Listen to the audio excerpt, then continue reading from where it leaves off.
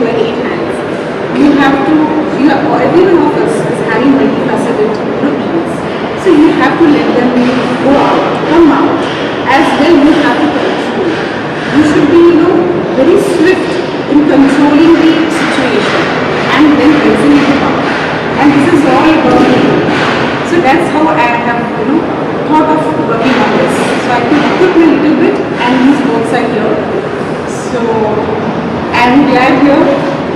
My all seniors, my parents, with everyone's presence, I would like to initiate this program. So I just introduce my friends here. So Prakash Balaji sir, he is an author, senior artist, and during my journey of art, he has been guiding me on this. So I would like to welcome sir and request him.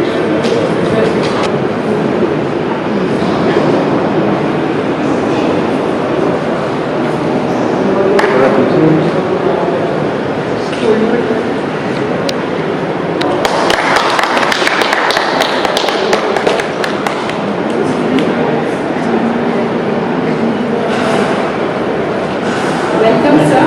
I am glad and honored to do this.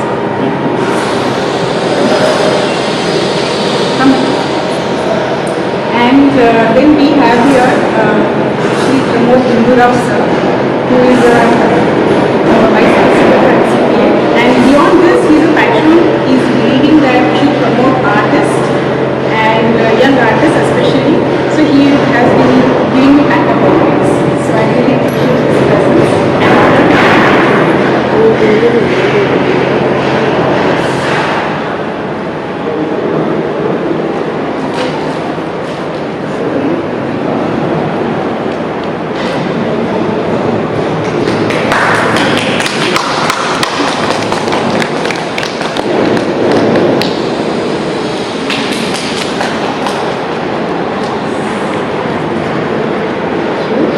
So I appreciate your presence. Thank you and honor. And we have here next guest with us,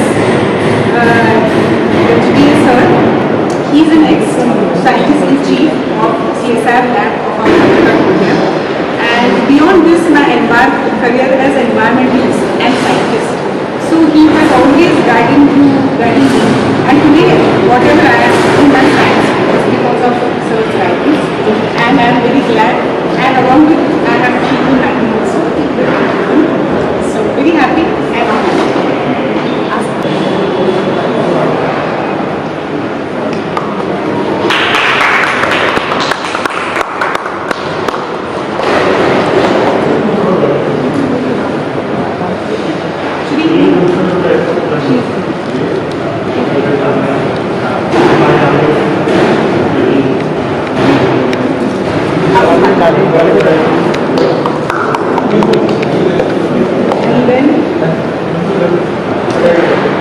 And after this, I have my parents, my father, my mother, and my brother, and then this excellent family who has always been behind me, just not in art, in life, in personal life, with scientific approach.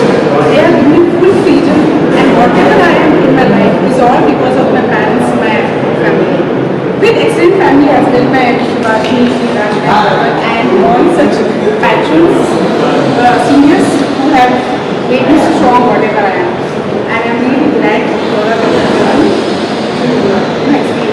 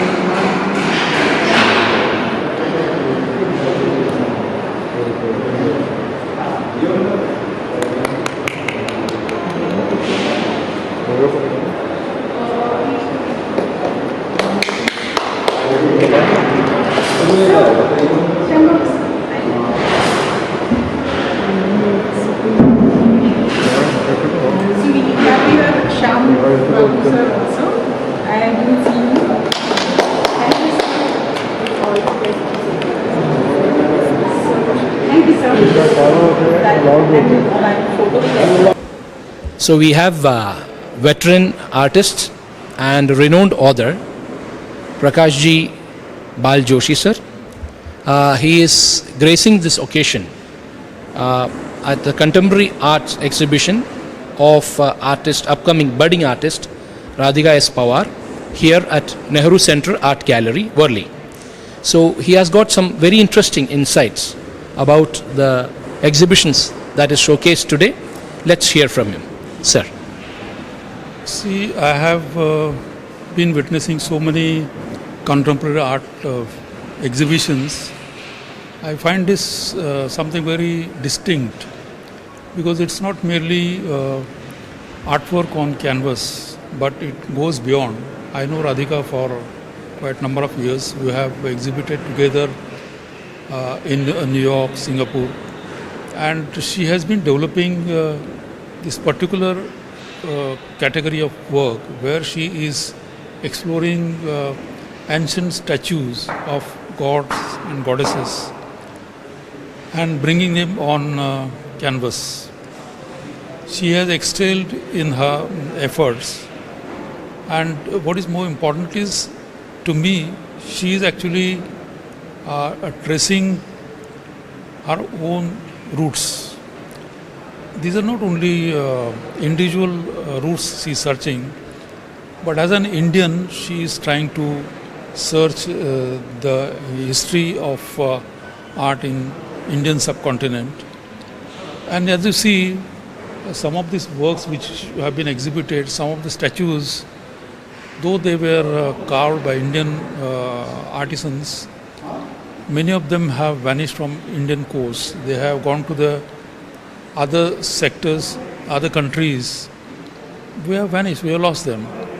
But she is trying to bring them back on this canvas. And I think this is a new way of looking at the contemporary art.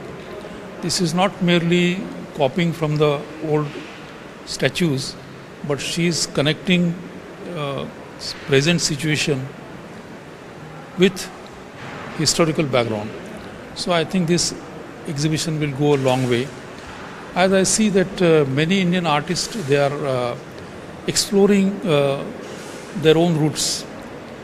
That is new emerging India, which is being explored by contemporary artists. And they are not merely going by any academic or any all well-defined definitions of different categories.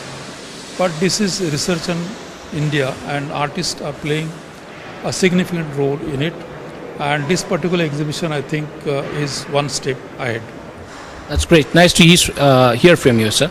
Now that you are saying that there is a resurgence of artists, Radhika, as she was claiming that she was a self-taught artist, and she is presented a close-in style, if I'm not mistaken, sir. Yes. So, how do you find? See, there is, I see a gap between the professionally trained, taught stream of artists who are doing exceptionally well, and then there is this, people who have come out of passion, who have, it's like kind of a modern day Ekalavya.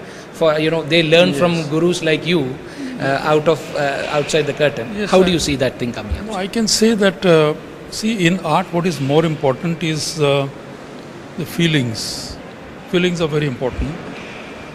And then comes the craftsmanship, the skills.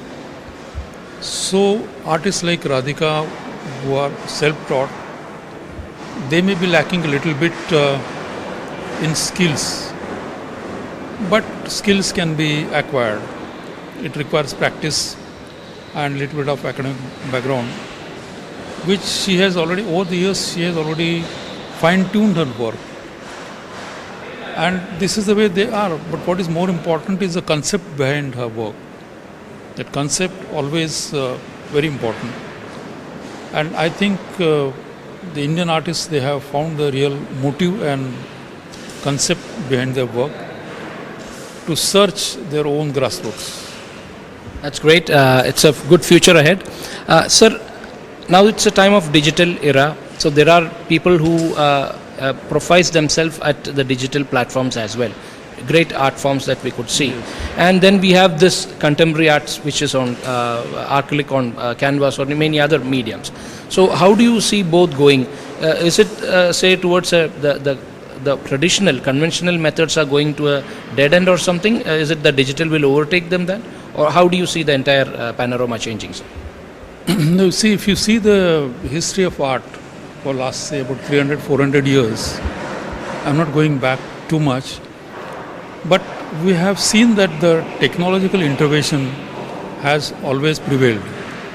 So once the camera came, then the portrait art, like you draw portraits of kings, queens, and their sons and princess and prince. So slowly, once the camera took over, camera is more authentic and more to the point, like it's like a mirror. So that kind of art, that has not died. Even today also, people are doing portrait art. Like that, this digital art, for example, now with the cryptocurrencies in the global market and NFTs, non-fungible tokens, which the artists are using, I don't think, of course, that's a new area where it will dominate the art scene in coming future. Because cryptocurrencies and especially blockchains, they are going to remain here because it's a new technology. Nobody can wish them away. The old system will continue, but this is going to dominate. So what work she has done can be also converted into digital format and NFTs, which will take time. And if she feels like she can do it, or if she is not doing, somebody else will do. So do you see that there is a urging requirement to handhold the contemporary artists towards this new technology-driven NFTs and cryptocurrency models? Yeah, see, it's like for each and everybody. Like, for example, I am into traditional kind of work, doing not only in canvas but even art installations and all, and experimenting. So I am also at the threshold of entering NFTs. So you can imagine, so youngsters will more easily adopt the new media and they will go further, they will explore further, they will experiment further. So with veterans like you to handhold them, guide them, I'm sure that Indian arts, especially the arts which delight those emotions that we are talking about, the subtler part of human being, do not erode away in this fast-paced world. And I'm sure that you people would be there as beacon of hope to take the future further. Thank you very much. So we have had Prakashji Baljoshi sir interacting with us on embodiment of Goddess Durga, the special exclusive solo art exhibition here at Nehru Center from 28th to 4th of October, 28th September to 4th of October. Thank you very much for watching, and do connect us and follow us on Insta and FB as well. Take care. Thank you, sir. Thank you.